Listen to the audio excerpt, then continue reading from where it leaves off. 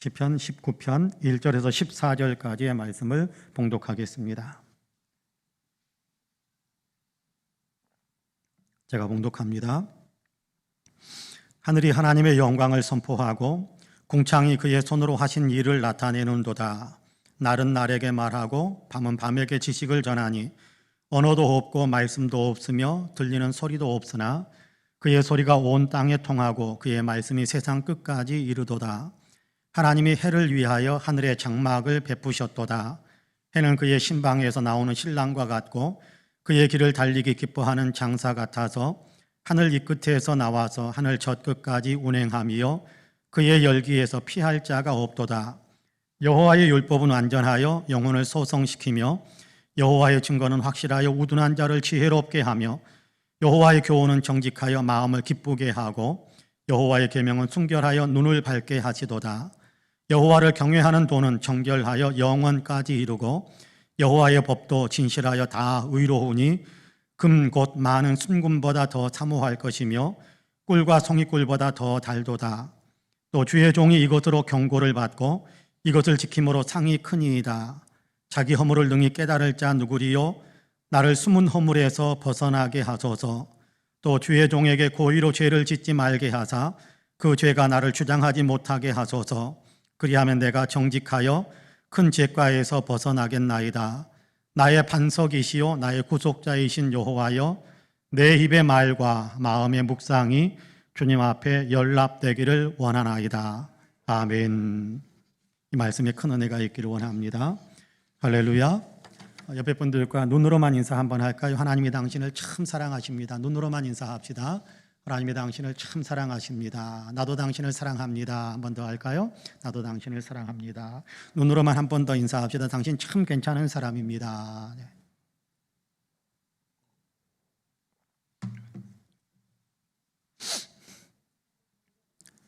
어떻게 하나님을 알 수 있을까요? 어떻게 하나님을 더 알아갈 수 있을까요? 하나님은 우리의 눈에 보이지도 않고 우리가 손으로 잡을 수도 없는 분이신데 무슨 수로 우리가 하나님을 알 수 있겠는가 하는 그런 질문을 던져봅니다. 여러분은 어떻게 생각하십니까? 우리가 하나님을 알기 위해서 무엇을 어떻게 해야 된다고 생각하십니까?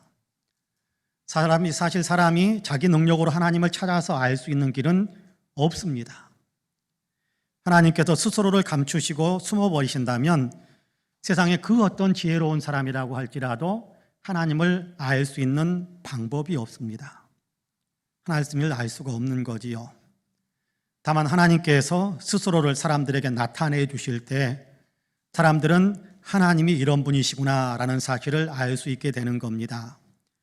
사람들이 하나님을 알 수 있도록 하나님 자신을 나타내 보여주실 때에만 나타내시는 그 통로를 통해서 사람들은 하나님을 알 수 있게 됩니다.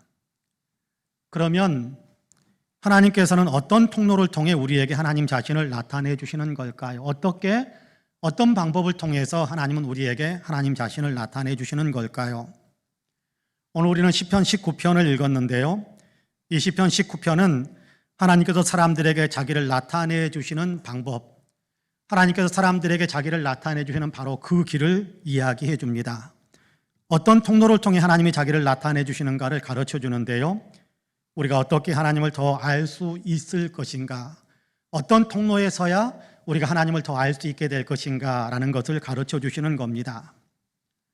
탁월한 영문학자이자 기독교 변증가로서 20세기 가장 뛰어난 기독교 사상가로 존중받는 C.S. 루이스는 이 시편 19편을 시편 중에 가장 훌륭한 시 그리고 세계에서 가장 뛰어난 서정시 가운데 하나다라는 이야기를 했습니다. 제가 굉장히 좋아하는 구약신학자 피터 크레이기는 루이스의 이와 같은 견해에 전적으로 동의하면서 이 시편 19편은 가장 아름다운 시를 가장 심오한 신학과 결합시키고 있다 그렇게 말합니다. 가장 아름다운 시적인 표현을 사용했고 가장 심오한 신학을 거기에 담았다 그렇게 이야기하는 겁니다. 문학적으로도 그렇고 품고 있는 신학적 메시지로도 이 시는 진실로 탁월한 시다라고 이야기하는 겁니다. 다윗의 시로 알려진 이 시의 내용을 보면 다윗이 하늘을 바라보면서 하늘을 지으신 하나님, 대우주 삼라만상을 지으신 그 하나님의 영광을 찬양하는 것으로 시를 시작하고 있습니다.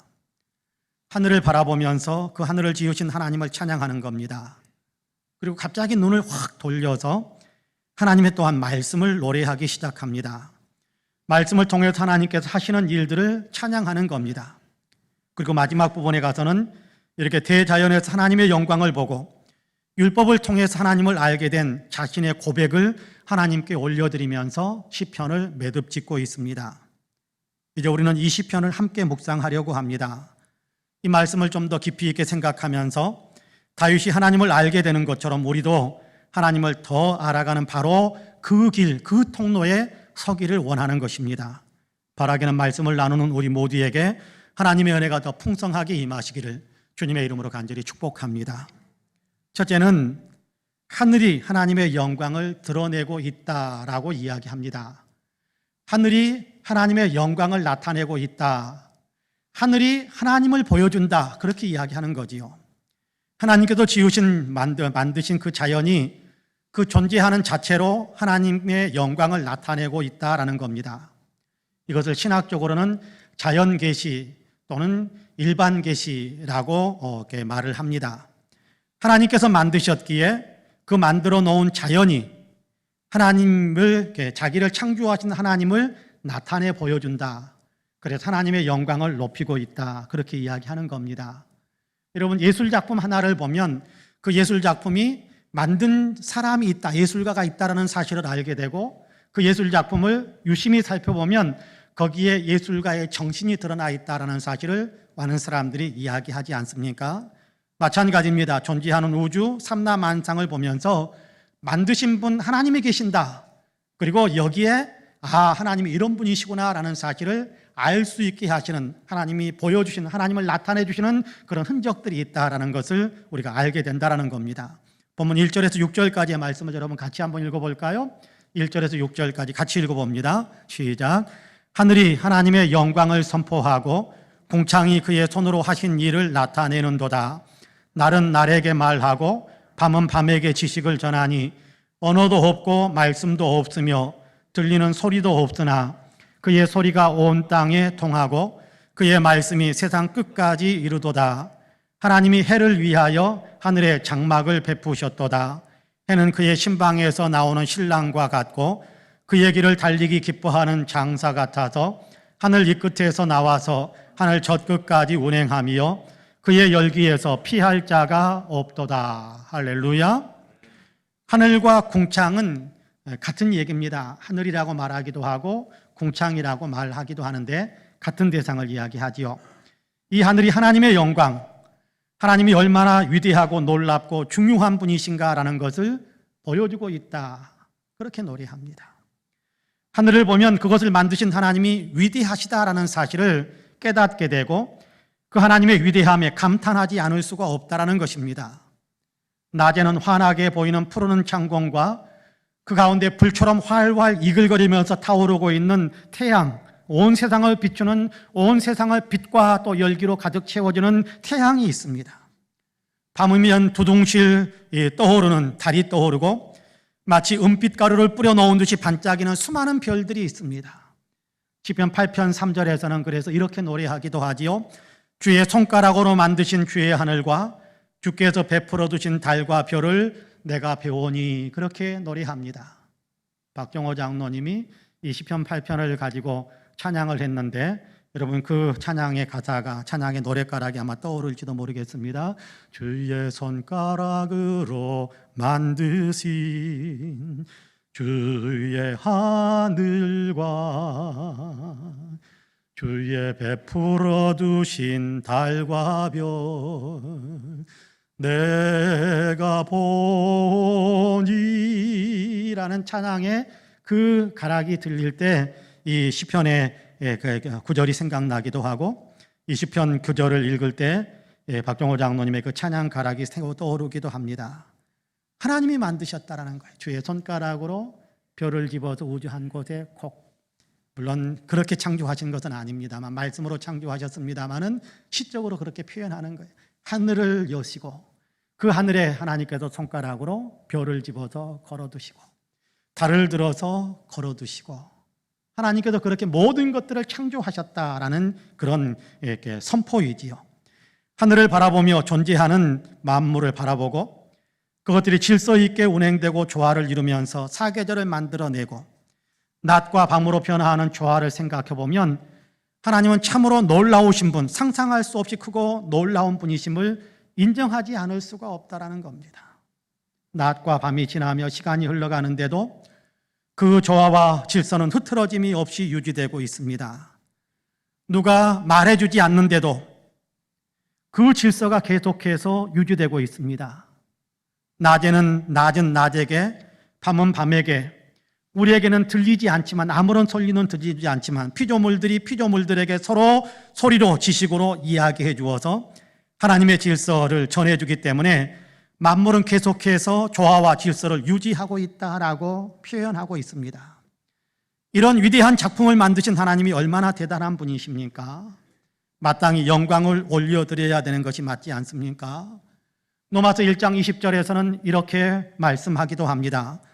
창세로부터 그의 보이지 아니하는 것들 곧 그의 영원하신 능력과 신성이 그가 만드신 만물에 분명히 보여 알려졌나니 그러므로 그들이 핑계하지 못할지니라 그렇게 이야기합니다. 우주 만물을 보면 그것을 만드신 하나님이 계시고 우주 만물에 하나님의 정신, 하나님의 능력, 하나님의 권세, 하나님께서 행하신 모든 일들이 드러나 있기 때문에 하나님께서 만드셨다, 이 모든 것 배후에 하나님이 계신다라는 사실을 부인할 수가 없다라는 거예요. 부인할 수가 없다. 하나님의 그 크고 놀라우신 영광스러운 권능, 모든 것들을 섬세하고 세밀하게 만드시고 돌보시는 그 하나님을 부인할 수가 없다라는 겁니다. 4절 하반절부터는 하나님이 만드셨던 것들 가운데 하나님 태양에 대한 노래를 하고 있지요.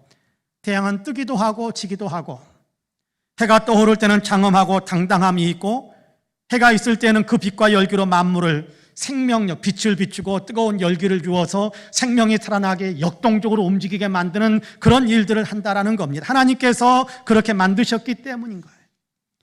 태양 스스로 위대한 것이 아니라는 겁니다. 태양은 결코 신이 아니라는 거예요. 시편을 노래할 때 어쩌면 이집트에서는 태양을 신이라고 숭배하면서 태양신 나에게 경배하고 절하고 제사드리고 있었는데 그런 것이 아니다. 태양은 신이 아니다. 하나님이 만드신 피조물일 뿐이다라는 것을 여기에도 같이 이야기하는 겁니다.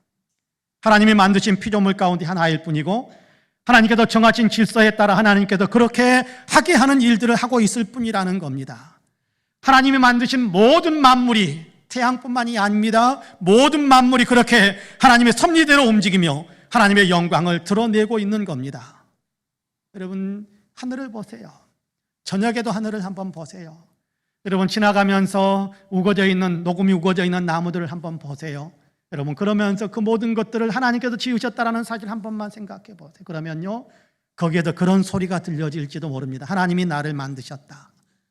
하나님께서 나를 이렇게 만드셨다라면서 나뭇잎을 팔랑거리면서 그렇게 노래하는 것 같은 소리가 들릴 것이라고 저는 생각을 해봅니다. 그렇게 그들은 하나님께 영광을 올리고 있는 거지요. 직접 설계론이라는 학설이 있습니다. 이론적인 학설입니다. 우주와 생명체는 저절로 생겨날 수 없고 고도의 지적 존재가 설계하여 만든 것이다라는 이론입니다. 세상은 저절로 생겨난 것이 아니라는 것이지요. 우주와 자연과 생명체에는 상상할 수 없는 지혜로운 설계가 들어 있습니다. 우리 인간만 봐도 그렇지 않습니까? 생각해 보세요. 바늘 끝보다도 작은 정자와 난자가 만나서 합쳐지고 거기에서 무려 206개의 뼈가 생성되는 일이 어떻게 저절로 일어날 수 있겠습니까? 바늘 끝보다 적었던 그 정자와 난자가 만났는데 거기에서 206개의 뼈가 이렇게 마디를 만들고 살이 되고 또 이렇게 근육이 되고 그래서 껍질이 입혀지고 피부가 입혀지고 그래서 사람이 되는 어떤 그 모든 일들이 저절로 되는 일이겠습니까? 우리의 몸 안에 미국 전역을 3번이나 왕래할 정도로 긴 핏줄이 있다고 합니다. 우리의 핏줄 혈관의 길이가 그만큼 길대요. 오장육부가 그만큼 또 대단하죠. 절묘하게 연결되어져 있는데 이 모든 것들이 어떻게 저절로 만들어졌다고 할 수 있겠습니까? 여러분 어떻게 한번 생각해 보세요. 수백만 장의 벽돌을 한쪽에 딱 쏟아놨더니 롯데타워가 만들어졌다. 누가 믿겠습니까? 그 말을. 수백만 장의 벽돌들을 한쪽에 모아놨더니 그것이 저절로 막 움직이더니 롯데타워가 되었다. 누가 그 말을 믿겠습니까? 거기에는 건축 설계사의 아이디어와 계획이 있어야 하고 그 설계에 따라 시공하는 각 분야의 기술자들이 있어야 합니다. 그런 것처럼 우주와 생명체와 우리 생명체, 우리 인간은 전지전능하신 하나님이 설계하여 만든 것이다 라는 것이 직접 설계의 창조, 그런 이론에 대한 이야기입니다. 그렇습니다. 여러분 하늘을 가만히 한 번씩 쳐다보시기 바랍니다. 바쁘시더라도. 낮에도 좋고 밤에도 좋고 어느 때든지 하늘을 한 번씩 쳐다보면 놀랍도록 크고 또 조화로운 것을 우리가 느끼지 않을 수가 없을 겁니다. 이 모든 것들을 하나님께서 만드셨다는 사실을 가만히 생각해 보시기 바랍니다. 그러면 하나님이 어떤 분이신지에 대한 우리의 인지, 깨달아짐이 우리의 마음속에 솟아나기 시작할 겁니다. 만물을 만드신 분, 놀라운 능력을 가지신 분, 삼라만성의 조화와 질서를 부여하신 분, 권능으로 만드셨고 세밀하고 섬세하게 질서를 부여하신 분이심을 알게 되는 겁니다. 그 능력의 하나님께서 그렇게 세밀하게 오늘도 나의 인생을 빚어가고 계신다는 사실을 우리가 느낄 수 있게 될 겁니다. 가슴 벅찬 희열이 솟구쳐 오르지 않을까요? 그렇습니다. 그러므로 바라기는 우리 모든 성도님들께서는 자연 만물을 자주 보면서 하나님을 더 많이 생각하실 수 있게 되기를 원합니다. 이 모든 것을 우리 하나님이 만드셨고 붙들고 계신다라는 사실을 생각하시기 바랍니다. 오늘도 하나님을 향한 그 창조자요, 섬세하게 돌보시는 그 하나님이다라는 사실을 생각하면서 그 하나님이 우리의 인생을 돌보고 계신다라는 사실을 기억하면서 하나님을 향한 믿음의 희망을 꺼뜨리지 않는, 하나님을 향한 믿음의 희망을 계속해서 키워가시는 우리 모든 성도님들이 되시기를 주님의 이름으로 간절히 축복합니다. 아멘. 둘째로, 말씀으로 하나님은 자기를 나타내십니다. 자연을 통해 하나님이 자기를 나타내시는 것을 자연계시 혹은 일반계시라고 한다고 말씀을 드렸는데요. 그런데 하나님은 이 자연을 통해서만 자기를 나타내시는 분은 아니십니다. 조금 더 구체적이고 조금 더 직접적으로 자기를 나타내기도 하시는데요. 바로 말씀, 성경을 통해서 자기를 나타내십니다. 성경을 통해서 하나님을 나타내시는 것을 가리켜서 특별계시, 성경은 하나님의 자신을 나타내시는 특별계시의 수단이다라고 우리에게 신학적으로는 이야기합니다. 오늘 읽은 시편의 시인은 특별계시인 하나님의 말씀을 찬양하고 있는데요. 본문 7절에서 10절까지의 말씀을 여러분 같이 한번 읽어보겠습니다. 7절에서 10절까지 같이 읽어봅니다. 시작. 여호와의 율법은 완전하여 영혼을 소성시키며 여호와의 증거는 확실하여 우둔한 자를 지혜롭게 하며 여호와의 교훈은 정직하여 마음을 기쁘게 하고 여호와의 계명은 순결하여 눈을 밝게 하시도다. 여호와를 경외하는 도는 정결하여 영원까지 이르고 여호와의 법도 진실하여 다 의로우니 금 곧 많은 순금보다 더 사모할 것이며 꿀과 송이꿀보다 더 달도다. 할렐루야.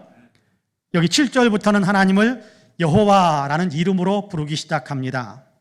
1절부터 6절까지가 시편 119편의 시의 첫 번째 연이었다고 한다면 거기에서는 그냥 하나님을 하나님이라고 부릅니다. 엘이라는 히브리어 단어를 사용하는데 1절에서만 사용을 했습니다. 4절에 하나님이라는 단어가 나오긴 합니다만은 엘이라는 히브리어 단어는 거기에 포함되어져 있지 않습니다. 1절에서 엘, 하나님이라고 부르다가 제2연이 시작되어는 7절에서부터는 계속해서 여호와, 여호와, 여호와, 여호와라는 이름으로 하나님을 부르고 있습니다. 여기엔 굉장히 중요한 의미가 있습니다. 여호와라는 이름은 구원과 언약이 하나님을 나타낼 때 특별히 더 강조해서 사용하시는 하나님 자신의 이름입니다. 출애굽 구원의 은혜를 베푸실 때 하나님은 스스로의 이름을 나는 여호와다 그렇게 말씀하시면서 출애굽 구원의 역사를 약속하시고 구원의 역사를 펼쳐가셨습니다. 그리고 이스라엘 사람들을 출애굽시켜서 시내산까지 데리고 가신 하나님께서 시내산에서 하나님의 율법을 선포하시는 거지요. 언약을 이스라엘 백성들과 언약을 맺으시는데 그때 나는 여호와다. 나는 너희를 이스라엘 애굽에서 종로로 탈 때 구원해낸 나는 여호와다. 내 이름이 여호와야라고 하시면서 시내산에서 율법을 선포하시는 것을 보게 됩니다. 그러니까 여호와라는 이름은 구원자이시고 율법을 선포하시는 하나님이심을 나타내는 거지요.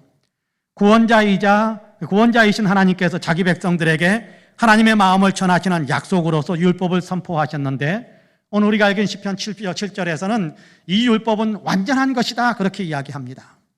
율법이 완전하다는 것은 율법 자체가 완전하다는 의미도 있지만, 이 율법을 선포하신 하나님 자신이 완전하시기 때문에 율법도 완전하다라는 그런 의미가 포함되어져 있습니다. 시인은 율법이라는 말을 다른 언어로, 다른 단어들로 표현하기도 하는데요, 계속해서 10절까지 보면 증거, 교훈, 계명, 경외하는 도, 법, 이러한 단어들로 율법이라는 그 의미를 표현합니다.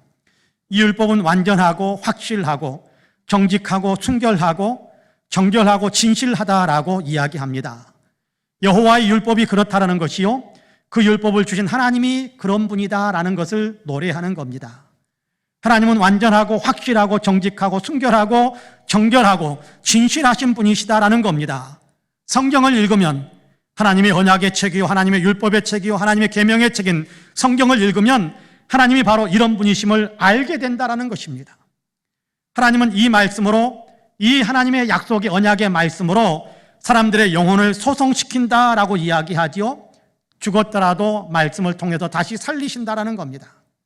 하나님의 말씀은 듣는 사람들을 지혜롭게 만들어주고, 듣는 사람들의 마음을 기쁨으로 채워주고, 어두워진 눈을 밝게, 가치의 혼란과 그래서 어둠 속에 살아가게 만드는 그런 가치관에 사로잡혀 있는 사람들을 밝은 가치관으로 나아갈 수 있도록 만들어주는, 어두워진 눈을 밝게 만들어준다라고 이야기합니다. 그리고 영원까지 이르게 하는, 다시 말해 영원히 살게 하고 나아가 다 의로워지게, 죄를 벗어나 의로워지게 만들어준다라고 그렇게 말씀합니다. 하나님이 말씀을 통해서 그런 일들을 만들어 가신다라는 거예요. 그래서 시편 4장 12절, 히브리서 4장 12절에서는 그런 말씀을 우리에게 들려줍니다. 하나님의 말씀은 살아있고 활력이 있어 좌우의 날선 어떤 검보다도 예리하여 혼과 영과 및 관절과 골수를 찔러 쪼개기까지 하며 또 마음의 생각과 뜻을 판단하시나니라고 우리에게 들려줍니다. 그렇습니다. 하나님은 성경을 통해 사람들을 회복시키십니다. 구원하시는 거지요. 하나님을 알고 영생을 누리게 만드는 것입니다. 이렇게 하나님을 더 알 수 있도록 영의 눈을 열어주는 성경은 진실로 귀중한 이 보물이요, 귀중한 보배인 겁니다. 성경을 가까이 하는 것이 기쁨이요 축복인 것이지요. 그래서 다윗은 10절에서 이렇게 고백하기도 합니다. 여러분 다시 한번 10절을 같이 읽어볼까요? 10절 같이 읽습니다. 시작. 금 곧 많은 순금보다 더 사모할 것이며 꿀과 송이꿀보다 더 달도다. 할렐루야. 하나님의 말씀 성경이 그렇다라는 겁니다. 금보다 귀하다, 순금보다 더 사모한다, 송이꿀보다 더 달콤하게 내게 다가온다라고 노래하는 거예요. 하나님을 알아가는 기쁨이 무엇보다도 귀하기 때문입니다. 그러므로 하나님을 알려주는 성경을 보물처럼 여기고 더 사모하고 사모한다라고 이야기하는 거지요. 절친한 두 친구가 이렇게 인적이 없는 오지 깊은 곳을 탐험 여행을 떠나기로 했습니다. 긴 여행이었기에 떠나기 전날 밤에 두 사람은 함께 꼼꼼하게 짐을 챙기는 도중에 한 친구가 책에 대한 이야기를 꺼내기 시작했어요. 이보게, 한번 떠나면 중간에 다른 것들을 준비하기가 쉽지 않을 걸세. 오랜 기간의 여행이 될 텐데 우리가 책 한 권쯤은 가져가야 되지 않을까? 그거 괜찮은 생각이군. 자네 혹시 리빙스턴이라고 아나? 그러자 먼저 질문을 한 친구는 질문의 의도를 전혀 모르겠다는 듯이 대답합니다. 아프리카로 떠났던 그 선교사 아닌가? 근데 그 사람 얘기를 왜 지금 꺼내는 것인가? 그러자 리빙스턴의 이야기를 꺼냈던 사람이 이야기합니다. 리빙스턴은 책을 많이 읽기로 아주 유명한 사람이고 책을 아주 좋아하기로 유명한 사람이라네. 근데 하지만 짐의 무게 때문에 아프리카로 떠날 때 단 한 권밖에 책을 가져갈 수 없었을 때 세상에서 가장 지혜로운 지혜를 알려주고 세상의 모든 지혜가 집약되어 있는 책이라고 알려진 단 한 권의 책을 가지고 갔다고 하네. 그래서 책 얘기를 처음 끝냈던 친구가 눈을 반짝이며 물었습니다. 아니, 그런 책이 있단 말인가? 그런 책이 도대체 무슨 책이란 말인가? 그러자 그 친구는 이렇게 대답을 했다고 합니다. 바로 성경일세. 그래서 말인데 나는 성경책을 가지고 가겠네. 그렇게 이야기했다고 합니다. 여러분은 여러분의 인생길에서 딱 하나만 챙겨야 한다면 무엇을 챙기시겠습니까? 여러분은 무엇에 집중하시겠습니까?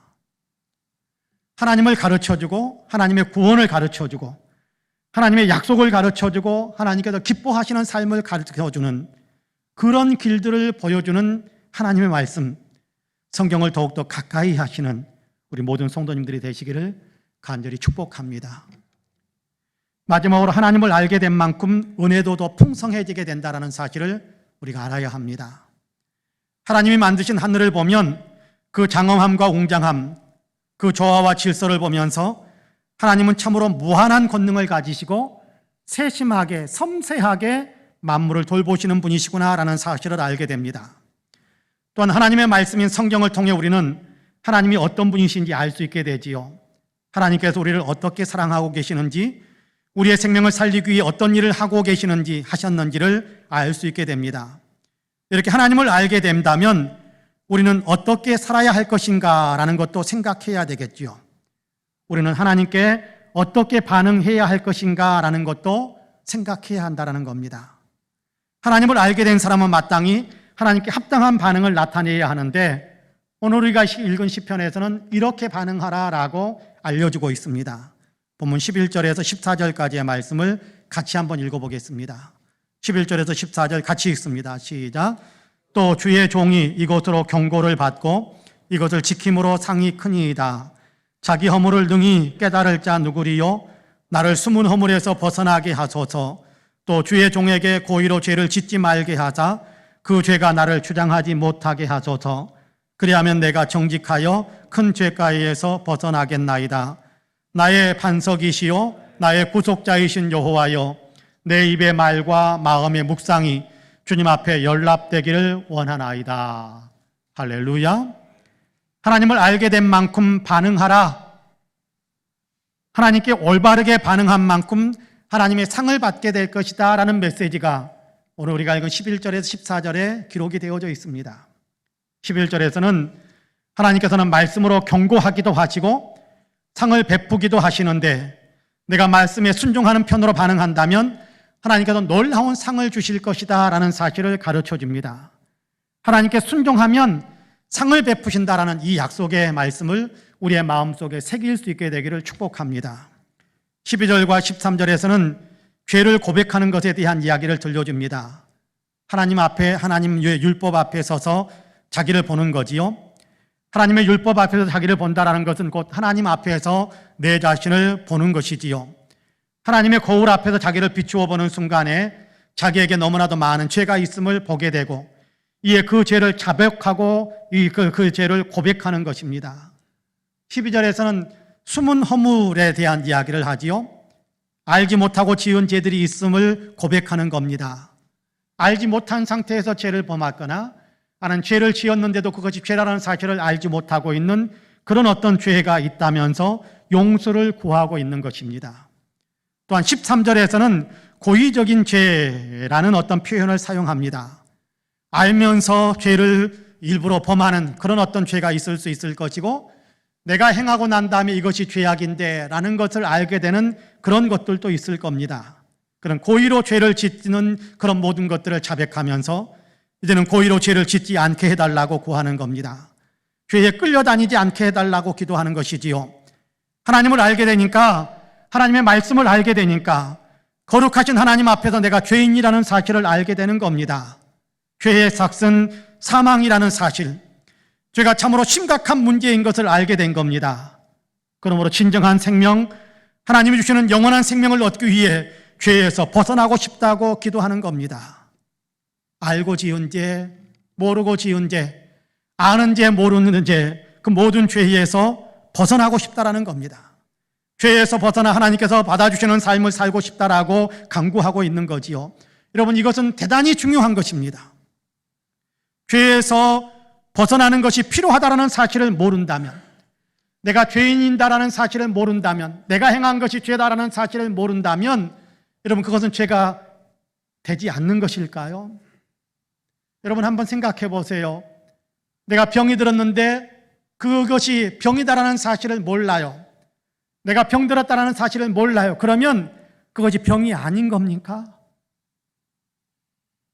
그것은 병입니다. 그 병으로 인해 생명을 잃을 수도 있는 거지요. 죄도 마찬가지입니다. 내가 모르니까, 내가 모르고 지었으니까, 내가 죄인이라는 사실을 모르니까 나는 죄인이 아니요, 그렇지 않습니다. 죄의 값은 사망이니까 내가 알든지 모르든지 그 죄의 값대로 사람들은 누구나 지옥의 형벌에 끌려갈 수밖에 없을 텐데, 하나님의 말씀 때문에 이 사실을 깨우칠 수 있게 된 겁니다. 내가 죄를 범했구나, 나에게 죄가 있구나라는 사실을 깨우칠 수 있게 된 겁니다. 그래서 사는 길을 달라고, 용서의 길을 달라고 구하는 것이지요. 하나님께서는 이 사는 길을 위해 예수 그리스도로 세상에 오셨습니다. 만물을 창조하신 하나님께서 친히 피조물인 사람으로 세상에 들어오셨습니다. 율법을 선포하신 하나님께서 친히 사람으로 오셔서 율법을 온전히 지키며 완성시키셨습니다. 그 율법을 범하는 숨은 허물과 고의적인 죄로 인해 멸망에 이르게 된 사람들의 죄를 용서받게 하시려고 십자가에서 대속의 죽음을 죽으셨습니다. 에베소서 2장에서는 그래서 허물과 죄로 죽은 우리를 그분 예수님께서 살리셨다라고 분명하게 말씀해 주고 있습니다. 율법은 우리가 죄인이요 구원받아야 할 사람임을 깨우쳐 주시고, 그리스도의 복음은 하나님께서 우리를 구원하시기 위해 모든 것을 다 준비했다라는 사실을 가르쳐 줍니다. 성경 안에 그 해답의 길이 있는 거지요. 그리고 믿고 따라오라라고 우리에게 이야기합니다. 믿고 따라오는 것이 사는 길이요 하나님의 상을 받는 길이다라고 가르쳐주고 있는 겁니다. 신앙의 진리를 매우 쉽게 설명해 주는 척이요, 또 성경 다음으로 많이 팔리는 책으로 알려진 철로 역정에서는 이 부분에 대해서 그림을 우리가 그리듯이 실감 있게 그렇게 글로 표현해 놓은 이야기 한 토막이 있습니다. 신앙의 길을 찾아 출발한 사람이 인생의 무거운 짐, 죄악의 짐을 짊어지고 언덕길을 오르는데, 그 언덕에는 무덤이 있고 그 꼭대기에는 십자가가 있습니다. 너무 무거워서 그 짐들을 벗어버리고 싶은데 벗겨지지가 않는 거예요. 그래서 이 죄악의 짐을 이렇게 지고 어쩔 수 없이 그 무거운 짐에 짓눌려서 언덕을 올라가는데, 이 사람은 너무 짐이 무거워서 간신히 기어서 언덕을 올라가 십자가에 이르게 됩니다. 그러자 신기하게도 십자가를 바라보는 그 순간에 그렇게 벗겨지지 않던 무거운 짐이 등에서 툭 저절로 떨어져 나가더니 떼굴떼굴 굴러서 무덤 속으로 사라져버리고 말았습니다. 마침내 자유로워진 이 사람은 더할 나위 없이 즐거워하며 행복에 겨워 소리칩니다. 주님이 고통을 다 가진 덕에 내가 쉼을 누리고, 주님이 스스로 십자가 죽음을 택하신 까닭에 내가 생명을 얻었구나 하면서 십자가를 바라봅니다. 자기는 아무것도 한 것이 없는데 단지 십자가를 바라본 것뿐인데 그 무거운 짐들이 다 벗겨져 버린 것이 너무나도 신기했습니다. 짐을 벗기 위해서 몸부림친 것도 아니었는데, 몸부림친다고 해서 벗겨진 것도 아니었는데, 십자가 앞에서 단지 십자가를 바라보는 그 순간에 자기에게 그렇게 자기를 짓누르고 있었던 죄악의 짐이 툭 벗겨져 버리고 떼굴떼굴 무덤 속으로 들어가 버린 것입니다. 그 사실이 너무나도 신기했습니다. 그때 당신의 죄는 용서받았습니다라는 소리가 들려오고, 지금까지 입고 있던 누더기 옷 대신에 새 옷을 입혀주는 일이 벌어졌다라는 이야기로 들려집니다. 하나님의 자녀로 받아들여진 것입니다. 그렇습니다. 율법을 완성하신 예수, 우리를 죄와 허물에서 구원하신 예수님으로 인해 이제 하나님께서 받아들여진 그런 존재가 된 것입니다. 그로 인해 이렇게 노래할 수 있게 되는 것이지요. 여러분 14절 말씀을 같이 한번 읽어보겠습니다. 14절 같이 읽습니다. 시작. 나의 반석이시요 나의 구속자이신 여호와여, 내 입의 말과 마음의 묵상이 주님 앞에 연락되기를 원하나이다. 할렐루야.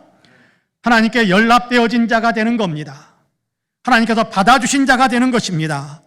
나의 말과 묵상, 나의 생각과 기도까지도 하나님께서 받아주신 바가 되는 것입니다. 그렇습니다. 얼마나 놀라운 축복입니까? 얼마나 위대한 상급이겠습니까? 하나님께서 나의 생각과 기도까지 다 받아주신다. 나를 하나님께서 받아주시고 나의 생각과 기도까지 다 받아주신다. 얼마나 위대한 축복인지 모릅니다. 사랑하는 성도 여러분, 하나님께 연락되어지는 길이 있습니다. 반석이시요 구속자가 되시는 하나님께서 우리를 온전히 받아주시는 그런 어떤 길이 있습니다. 말과 묵상, 생각과 기도가 하나님께 상달되어지는 그런 삶이 있다라는 겁니다. 하나님을 더 알아가는 것입니다. 어떻게 하나님을 알 수 있다고 했나요? 자연 속에서도 하나님을 알 수 있다라고 성경은 가르쳐주고 있지 않습니까? 비록 교회에 함께 모이지 못하더라도 있는 바로 그곳에서 해가 떠 있는 하늘을 보고 해가 지면 어둠 속에 온갖 빛나는 별들을 보면서 이 모든 것들을 지으신 하나님을 묵상해 보시기 바랍니다. 그러면 하나님의 크신 권능이 우리 안에 더 깊이 새겨질 것입니다. 하나도 쏟아지지 않고 자기 자리를 지키며 모든 것들이 운행되어지는 우주의 질서들을 가만히 한번 생각해 보세요. 사계절이 돌아가고 낮과 밤이 바뀌면서 푸르름이 더해가는 그런 나무들이 자라는 그런 모습들도 한번 생각하면서 그 모든 것을 하나님께서 섬세하게 돌보신다라는 사실을 생각해 보십시오.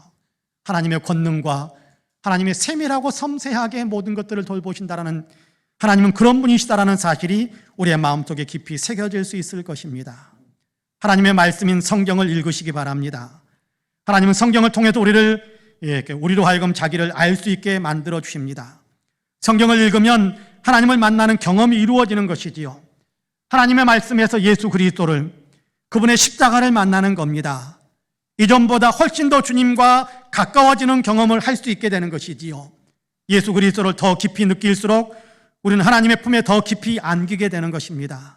그러므로 바라기는 저와 우리는 모두는 진실로 주님을 더 알기 위해 애쓰고 주님을 더 깊이 알게 되므로 주님의 품에 더 깊이 안기는 축복의 상급의 삶을 살아갈 수 있게 되기를 주님의 이름으로 간절히 축복합니다. 아멘. 기도하겠습니다. 주님, 우리로 하여금 주님을 알 수 있는 길들을 열어주시고 우리로 하여금 주님을 알 수 있는 그 통로에 서야겠다라는 마음을 품을 수 있게 하시니 감사합니다. 자연의 우주 만물을 바라보면서도 우리가 그것을 지으신 하나님을 생각하지 못할 때가 너무 많았는데, 이제는 하나님 대자연, 대우주, 아버지는 삼라만상을 바라보면서 이것을 하나님께서 만드셨다라는 사실을 생각하며 그것을 만드신 하나님의 권능과 섬세하신 은혜와 사랑을 우리가 더 깊이 느낄 수 있도록 도와주시기를 간절히 원합니다. 하나님을 알기 위해 우리가 말씀에 더 아버지 하나님 깊이 들어갈 수 있도록 도와주옵소서. 성령께서 깨우쳐 주셔서 말씀을 읽을 때마다 하나님은 우리를 이렇게 사랑하시고 예수 그리스도는 우리를 위해서 이런 놀라운 일을 행하셨다는 사실을 더 깊이 있게 느낄 수 있도록 도와주시기를 원합니다. 더 알아갈 수 있도록 도와주옵소서. 주님을 더 알아가기 위하여 주님이 자신을 나타내시는, 계시하시는 그 통로에 우리가 더 든든히 설 수 있도록 도우시사 주님을 더 알아가고 주님을 더 아는 만큼 주님의 은혜에 더 깊이 들어갈 수 있는 우리 모두가 되게 하여 주옵소서. 감사드리며 예수님의 이름으로 기도하옵나이다. 아멘.